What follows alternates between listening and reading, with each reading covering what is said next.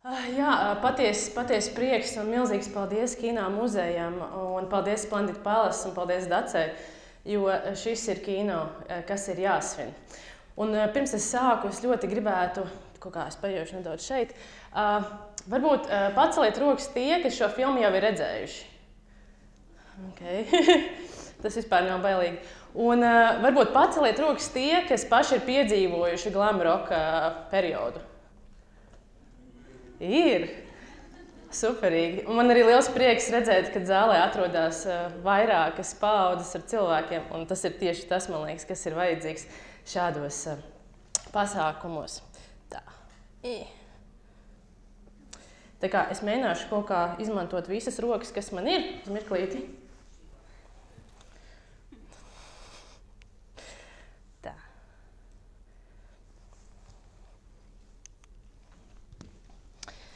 Es domāju, ka, lai vispār runātu par spožo zelta stīgu, ja Velvet Goldmine, es domāju, ka šajā prezentācijā es šos vārdus miksēšu, jo spožā zelta stīga ir visnotaļ dīžains latviskojums. Un, lai sāktu runāt par šo filmu, noteikti ir jāsāk runāt par šīs filmas režisoru. Tātad Tods Haynes, dzimis 1961. gadā, ir amerikāņu filmu režisors, scenārists, producents un šur tur arī aktieris. Un viņš ar kino nodarbojās nu jau 40 gadus, kas ir gana ilgs laiks. Un savās filmās viņš pēta tādas tēmas kā pazīstama mūziķu personības, disfunkcionālas un distopiskas sabiedrības, ģimenes traumas, seksualitāte un dzimumu fluīdums, teiksim tā, dzimumu lomas, kā arī dažādas sabiedrības aizspriedumi. Un ar kino Tots sāka nodarboties jau agrā bērnībā. Parasti oficiāli visur tiek teikts, ka viņa pirmā filma bija 1978. gadā veidotā īsfilma Pašnāvība, bet viņš jau pamatskolas laikā nodarbojās ar kino eksperimentiem. Un kādā intervijā viņš stāsta, ka viena no viņa lielākajām apsēstībām bērnībā ir bijis tieši Romeo un Džuljeta. Un Todam paveicās ar atbalstošu ģimeni un uz Super 8 kameras. Turpat mājās arī tapa Romeo un Džuljetas stāsts, kur Tots spēlēja visas lomas. Un jā, arī Džuljetu, bet cik, vismaz esmu skatījusies, ka līdz beigu montāžai tomēr Tots kā Džuljeta nav nonācis, bet kaut kur šāds materiāls arī atrodās. Un es domāju, ka tas jau vien liecina, ka Tots Haynes jau savā bērnībā bija gatavs lauzt zināmas sabiedrības robežas un arī ideju robežas. Bet jā, tātad Pašnāvība tātad ir viņa pirmais darbs, un viņš studēja mākslu un semiotiku Brauna universitātē. Un es esmu pārliecināta, ka tieši arī semiotikas studijas viņam ir palīdzējušas spēlēties ar tik daudz simboliem un idejām, it īpaši spožajā zelta stīgā. Es pat varētu teikt, ka tur ir tik daudz ideju, ka viņās var apmaldīties.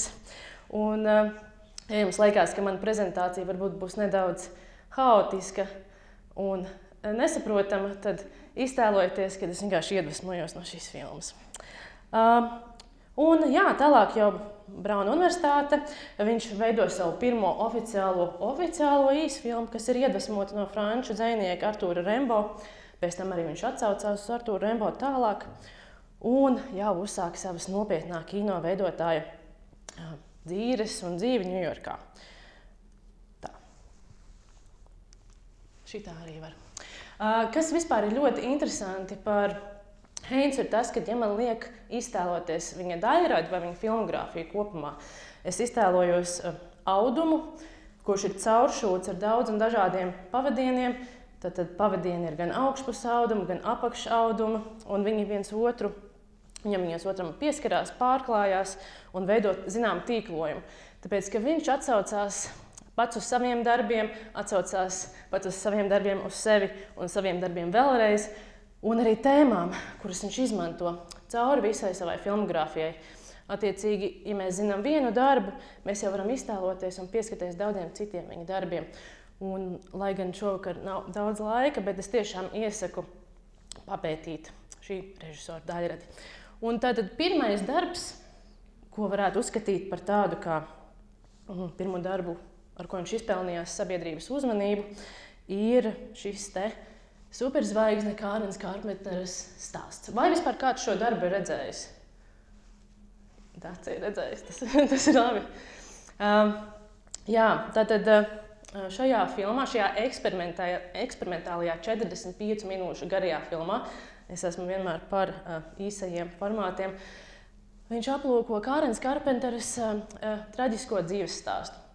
Tātad viņa bija slavena mūziķe un cīnījās ar bulimiju un ar ēšanas traucējumiem, kā arī bezrecepšu zāļu lietošanu. Stāsts ir smags, bet pati būtība šajā, kāpēc arī es to pieminu, ir tas, ka šis ir pirmais darbs, kurā viņš izmanto tādu tehniku kā alūzija, jeb zināma ideju pārnese. Jo tā vietā, lai spēlētos ar dzīviem aktieriem, lai viņus režisētu, galvenie tēli ir Barbijas lēles. Un arī pats režisors ir teicis, ka viņš ir pilnīgi pārliecināts, ka Grēta Gerviga ir skatījusies šo filmu arī iedvesmojoties Barbijai. Tikai šeit varbūt šis te iznākums darbam ir daudz sarežģītāks. Kas ir būtiski, ka līdzīgi kā arī citos darbos, arī šajā darbā režisors nespēja tikt pie mūzikas tiesībām. Arī Kārens Karpenteres brālis Ričards ir iesūdzis tiesā Heinzu par to, ka arī to, kā viņš tiek parādīts šajā filmā, un arī uzvar. Attiecīgi šis darbs tiek izņemts no jebkādām izplatīšanas iespējām, un šobrīd ļoti sliktā kvalitātē ir atrodams YouTube. Un es nesaku, ka es jums iesaku, es nesaku, ka es to atbalstu, bet jūs sapratāt, ko es pateicu. Un, jā, šī filma ir ieguvusi arī kulta statusu, tāpēc es tiešām iesaku to noskatīties. Un ir patiesi prieks redzēt, ka Tots Heinz ir viens no tiem režisoriem, kurš joprojām savos darbos izmanto dažādus eksperimentālus paņēmienus. Un viņš šobrīd ir viens no, teiksim tā, lielajiem režisoriem, vai ne? Mums šobrīd ir mājas decembris kinoteātros, bet šis te eksperimentēt prieks joprojām ir saglabājies. Jā, tātad filmogrāfija tādam ir ārkārtīgi krāšņa. Pirms pievērsties filmai Safe, jeb droši, es ātri vēlējos arī pieminēt viņa pirmo debijas filmetrāžas filmu Inde, kas tapa 1991. gadā. Un tā jau kļuva par tādu kā tiešām pirmo darbu, kas būvēja viņa ceļu kā transgresīva kino veidotāju, kā arī bija viens no darbiem, kas, teiksim tā, būvēja pamatus jauniem kvīru kino, vai arī jauniem kvīru jaunā viņa kino. Un šajā filmā viņš jau apskatās diezgan nopietnus tematus, kas ir saistīti ar dažādiem stereotipiem par homoseksualitāti. Darbs ir veidots kā triptiks, tātad 3 dažādi darbi, dažādi stili, un šie stāsti ir balstīti uz Žana Ženē rakstiem. Jā, un līdz ar šo darbu arī sākās viņa ceļš, un arī tāds vēsturisks ceļš tālāk kino vēsturē. Un kāpēc es esmu izvēlējusies filmu Drošs, lai jums ātri parādītu, ir, jo šeit jau viņš, manuprāt, nonāk pie tāda daudz tīrāka kino stila. Drošs tapa 1995. gadā, un šobrīd mūsdienās jau spēlē, manuprāt, nedaudz jaunu lomu. Tātad galvenajā lomā Juliana Mūra, viņas tēls saucās Kerola, pēc tam arī ir vēl viena filma tādam ar šādu nosaukumu. Un šī galvenā varone ir amerikāņu mājsaimniece, kura pēkšņi saskarās ar kādu neparastu, nevienam neskaidrojamu slimību, kas arvien tā teikt, kāpj un ietekmē viņas ķermeni. Un uz šo filmu var skatīties ļoti dažādi, no dažādiem skatu punktiem, arī tīri, tā teikt, ieguglējot, jūs varat saskatīties ar dažādām interpretācijām. Šo arī var saukt par šausmu filmu, par psiholoģisku trilleru. Bet viens no tādiem interesantiem aspektiem un, manuprāt, diezgan drosmīgiem aspektiem ir tāds, ka lai gan mēs varam vērot šo no vides aizsardzības perspektīvas, jo, kā izrādās, galvenā varone, viņai paliek slikti tieši no dažādiem vides kairinājumiem un tas, kā mēs esam ietekmējuši pasauli. Mēs varam skatīties no izolācijas viedokļa, no sabiedrības dažādiem sociāliem aizspriedumiem. Bet vēl viens variants un vēl viena versija ir par to, ka tā ir arī režisora atsauce uz HIV un AIDS krīzi. Un tikai šajā gadījumā stāsta centrā mēs novietojam heteroseksuālu, baltādainu amerikāņu mājsaimnieci un vērojam. Un, man liekas, kā intelektuāls eksperiments, intelektuāls šausmu eksperiments, tas ir ļoti interesants darbs. Kā arī brīdī, kad mums sākās Covid krīze, uz šo darbu arī var skatīties no tāda skatu punkta. Tā. Es domāju, ka ir kaut kādas lietas, kuras man nāksies izlaist, bet mēs varam lēnā garā tuvoties tam iemeslam, kāpēc mēs atrodamies šeit. Tātad, lai sāktu runāt par spožo zelta dzīslu, tādā kā gliteru piepildītā, biseksuālā gliteru zupā, mums ir jāiemet vairāk ingredienti. Vai jūs atpazīstat kungu, kas ir tajā galā? Jā, paldies, ka pacelāt arī rokas, tas bija ļoti jauki. Jā, vienmēr sakot, kā jau es minēju, tie, kas nav redzējuši filmu, Spožā zelta stīga ir pārpildīta ar dažādām asaucēm un dažādām idejām. Un tā ir bieži vien arī viena no galvenajām kritikām pret šo darbu. Bet tās galvenās lietas, kas dominē parasti visiem, un kā jūs redzat, es mēģināju radīt tādu kā stīgu, bet PowerPointā nebija zelta krāsa, tāpēc ir sarkana. Un tad viens no galvenajiem elementiem ir Oskars Vailds, un režisors nekautrējās pašā filmas sākumā jau to pieteikt, jau viņu pieteikt kā pašu pasaules pirmo popzvaigzni. Un tikai šajā gadījumā šī popzvaigzne ir citplanētītis, kurš nolaidies uz planētas Zeme. Un Oskara Vailda citāti, idejas un arī tāda kā slava reinkarnējās cauri filmai visas tās garumā. Un arī skatītājiem es iesaku tā teikt, saglabāt modru garu un sekot līdzi šīm te atsaucēm. Ir īpaši vienai, ko var piespraust pie apģērba. Tad, protams, vēl viens aspekts, ko ļoti daudzi aplūko, ir šis filmas salīdzinājums ar Pilsoni Keinu, kas, manuprāt, ir ļoti interesanti, un, protams, to tā var darīt, jo gan Spožajai zelta stīgai, gan Pilsonim Keinam šī struktūra nav tradicionāla un, zināmā mērā, ir līdzīga. Tomēr abu filmu grandiozie noslēgumi ir diezgan atšķirīgi. Kas ir forši un interesanti, ka daudzi uzskata Pilsonu Keinu par vienu no visu laiku visdižākajiem kino darbiem. Spožo zelta stīgu? Nē. Bet ir labi, ka mēs varam salīdzināt. Un, protams, vēl viens aspekts, es domāju, ka lielākā daļa no jums arī zina, kad šī darba lielā iedvesma ir Deivids Bovijs un viņa alter ego Zigijs Stārdasts, jeb Zigijs zvaigžņu puteklis. Kā jau arī mums ir zināms, Deivids Bovijs saka nē filmai. Es varbūt nedaudz nožēloju, kad izveidoju tieši šādu slaidu, bet nāksies samierināties. Vienmēr sakot, režisors jau laicīgi vērsās pie Davida Bovija, lai gan prezentētu filmas scenāriju, gan vispār veidotu tātad filmu par viņu. Paredzēta bija šī biogrāfiskā filma. Avoti vēsta, kad patiesība, jeb kaut kādi tātad vēsturē balstīti fakti šajā scenārijā ir bijuši aptuveni 40%, bet Bovijs nav vēlējies, lai viņa personisko dzīvi kaut kādā veidā tātad ķengā uz ekrāna. Bija plāns veidot citu filmu par viņu, kā arī viņš pilnībā pateica nē mūzikas tiesībām.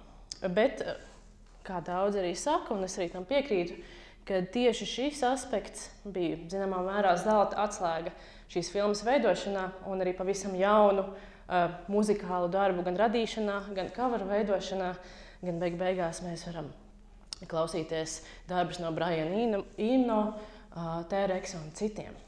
Starp citu, Spotifyā ir playlists, ir ok. Un tā. Es domāju, ka varbūt pirms es dodos tālāk, būtu interesanti nolasīt jums Zigija Stardasta rašanās stāstu, teiksim tā. Tikai, kur viņš man palika. Vienmēr sakot, Zigijs Stardasts ir androgīns citplanētietis, kurš ierodās, androgīns biseksuāls citplanētietis, kurš ierodās uz planētu Zeme, lai apciemotu to un sniegtu cerību pirms apokaliptiskas katastrofas. Šo katastrofu, protams, mēs cilvēci esam veidojuši. Veidosim precīzāk. Un Zigijs kļūst par tādu kā mesiju, tātad viņu pielūdz, viņu mīl, bet beigās arī no savas slavas viņš mirst. Un ir ļoti svarīgi atcerēties šo vēsturisko Zigija dzīves stāstu, jo iespējams kaut ko tādu jūs arī redzēsiet filmā, iespējams nē, vai tā ir patiesība, to mēs noskaidrosim pavisam drīz. Jā, runājot par filmu, viņu var saukt dažādi. Cik šajā filmā ir ideju, tik arī viedokļu, bet varbūt 3 tādas lietas, kuras pirmās nāk ārā.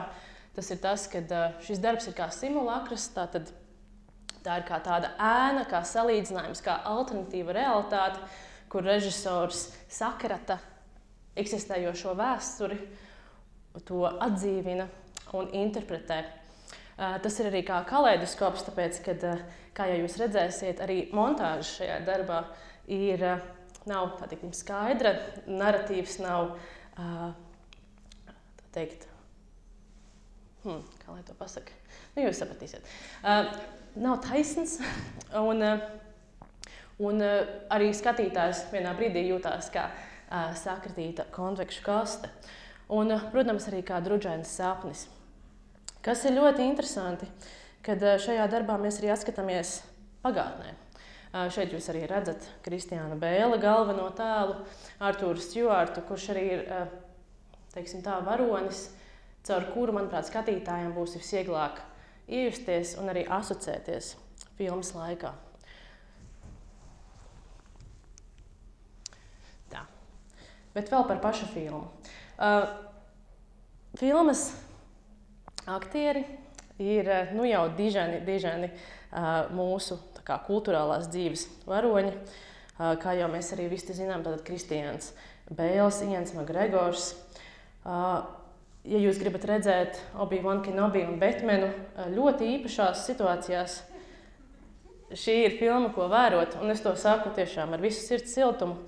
Jonatans Rhys Meyers, Briana Slade'a lomā, arī mēs esam redzēt viņu Vikingos, Tudoros un dažādos citos spēcīgos darbos. Tonija Kolete, arī viens no viņas pirmajiem un tiešām nozīmīgajiem darbiem. Edijs Izards, Džerija Devina lomā, joprojām spēlē diezgan būtisku lomu. Un arī Miko Westmorelands, Džeka Feja lomā. Un Džeks Fejs šajā filmā arī kalpo kā Oskara Vailda zināma reinkarnācija. Bet kāpēc es šeit parādīju vēl 2 no autora filmām, ir tādas, kad arī pēc Velvet Goldmine Spožās zelta stīgas režisors turpina spēlēties ar šo te alūziju aspektu. Ar to, kad mēģināt pieiet kādiem biogrāfiskiem tēliem, reāliem vēstures faktiem, mēs varam mēģināt tā teikt no malas, no sāna, caur salīdzinājumiem un caur spēlēm. Un tiem, kas nav redzējuši, es noteikti iesaku filmu Es neesmu tur par Bobu Dilanu, kur 6 dažādi aktieri izspēlē dažādas Boba Dilana dzīves, dažādus aspektus. Un arī drosmīgi kaut kādā ziņā ir tas, ka mēs redzam, Keita Blancheta ir viena no Boba Dilana versijām, kā arī Markus Karls Franklins, kurš tajā laikā vēl bija pavisam maz zēns un arī melnādains. Tādēļ gan šis darbs, gan arī Spožāta zelta stīga liek mums domāt par šo te plūdumu, plūstošo dzimumu aspektu, plūstošo seksualitātes aspektu, to, ka mēs varam būt daudz un dažādi cilvēki vienā ķermenī, un ka tas ir pilnībā pieņemami plūst no viena nākamajā. Vēl viens piemērs no šī filma gan nav tik pazīstama, Wonderstruck, kas ir vairāk varbūt darbs bērniem. Arī Tots Haynes nav pats rakstījis scenāriju, bet arī šajā darbā ir iespējams redzēt varbūt ne tik ļoti identitātes jautājumus, bet šo te fantasmagorisko aspektu un sirsnību. Šeit arī parādās Oskars Vailds, mums jānoskadro kādā veidā. Šeit ir arī krītošas zvaigznes un visnotaļ varbūt tāds netik ļoti tipisks režisora darbs. Es, skatoties traileri, apraudājos bišķiņ, bet man ir viegli saraudināt, tāpēc tas varbūt nav tik būtiski. Kā jau jūs zināt, tad Spožajā zelta stīgā tiek aplūkots ne tikai Deivids Bovijs caur šīm dažādajām alūzijām, bet arī Iggy Pops, Lou Reeds, iespējams Eltons Džons un daudzi citi. Bet beigās, tajā brīdī, kad Deivids Bovijs izvēlējās nepiedalīties šajā darbā, viena no galvenajām lietām, kas man liekas ir ļoti būtiska, ir tā, ka šis darbs kļuva par kaut ko daudz vairāk. Tā vairs nebija biogrāfiska drāma vai biogrāfisks mūzikls, tas kļuva darbs, par ko jau mēs varam skatīties daudz plašākā spektrā, ar ko mēs visi varam kaut kādā ziņā identificēties. Un es nevēlos pārstāstīt sižetu, tāpēc, ka es nevēlos atņemt jums to prieku, kurš tiešām ir klātesošs, bet es vēlos citēt kaut ko no tā, ko ir teicis arī Kristians Bēls kādā intervijā.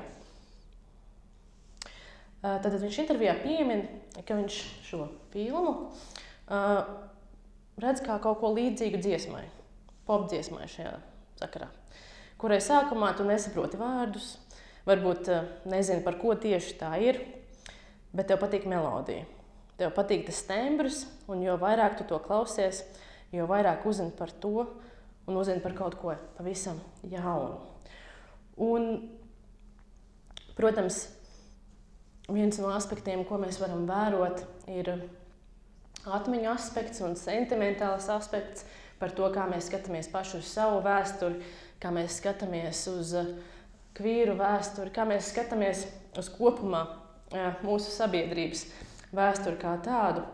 Bet beigās, manuprāt, šis darbs ir kā melanholiska oda tai brīvībai, mūsu personas brīvībai un mūsu iespējai cīnīties caur mākslu. Un es ļoti, ļoti novēlu jums visiem, tā teikt, sagaršot šo cīņu, sagaršot šo gliteri pārnestā nozīmē, lūdzu, un iedvesmoties, jo neatkarīgi no tā, cik vecs tu esi skatoties šo darbu, vismaz man personīgi ir tā, ka katru reizi, kad es viņu vēroju, man ir tāda sajūta, ka varbūt tomēr pietiks drosmes būt man pašai, un es domāju, ka arī jums tā pietiks. Un nobeigumā,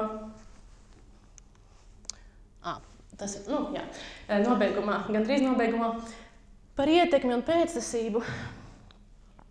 Šobrīd, starp citu, šī ir mana mīļākā aina filmā, ļoti, ļoti pikseļaina gan, bet viens no aspektiem, kas, manuprāt, ir ārkārtīgi būtisks, un kas ir būtisks arī šī lektorija kontekstā, ir tāds, ka ir ārkārtīgi svarīgi tas, kāda reprezentācija ir kino, kāda sabiedrības grupu reprezentācija ir kino un ko tas var darīt. Protams, mēs varam aplūkot dažādas ēnas puses tam, iznīcinošas puses, bet cik daudz nozīmē, ka tu ieraugi televīzijas ekrānā kaut ko, ko tu arī ieraugi pats sevī.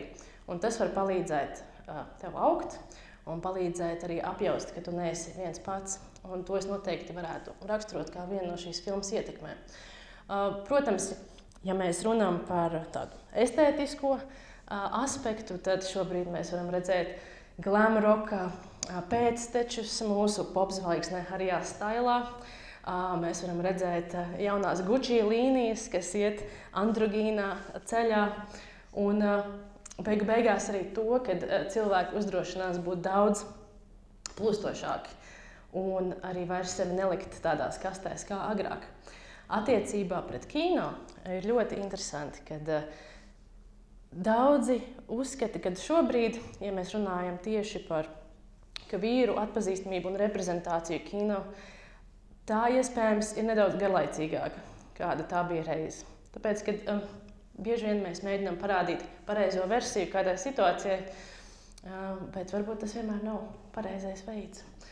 Tādēļ arī ir daudz iespējas smelties šajā darbā. Un es vēlējos beigt ar šo citātu. Es mēģināju viņu tulkot latviski. Es domāju, ka es to nedarīšu, tāpēc, ka latviešu valoda ir diezgan ierobežojoša. Bet es visiem jums novēlu būt jums pašiem. Es jums novēlu izbaudīt šo filmu no sirds dzīvēm. Un es ceru, ka pēc šīs filmas jūs jutīsieties nedaudz brīvāki, nedaudz priecīgāki un nedaudz arī apjukušāki no tā brīnišķīgā atsauču un mākslas stila veida un kopuma, ko Tots Heins jums šeit ir sagādājis. Tā kā paldies un dodieties uz māju decembri!